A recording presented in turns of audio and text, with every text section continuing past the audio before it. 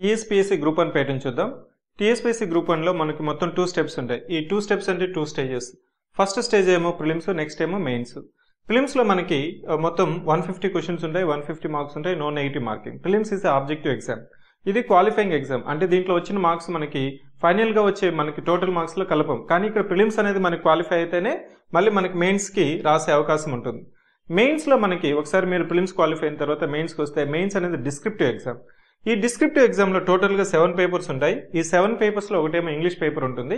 English paper is a qualifying exam. Again I'm say when I say qualifying exam, మనకి ఈ qualify అవ్వాలి, compulsory qualify అవ్వాలి. కానీ దీంట్లో వచ్చిన మార్క్స్ అనేది మనకి మెరిట్ లిస్ట్ లో మెరిట్ కి డిసైడ్ చేసే దానికి వచ్చే మార్క్స్ లో మనం కలపం.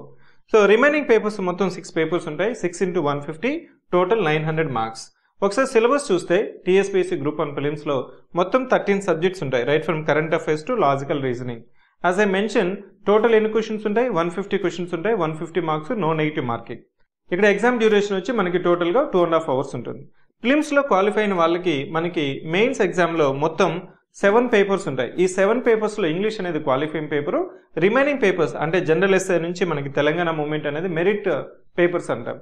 ఇవి డిస్క్రిప్టివ్ పేపర్స్ ఉంటాయి. ప్రతి పేపర్ లో మనకి 3 సెక్షన్స్ ఉంటాయి. ప్రతి సెక్షన్ కి మనకి 50 మార్క్స్ ఉంటుంది.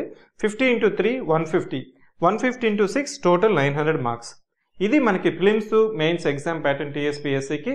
ఒకసారి మన ప్యాటర్న్ మనకు తెలిసినట్లయితేనే మనకి ఎగ్జామ్ ఏ విధంగా స్టార్ట్ చేయాలి, ఎలా స్టార్ట్ చేయాలి, ఎప్పుడు స్టార్ట్ చేయాలి అనేది మనకు తెలుస్తుంది.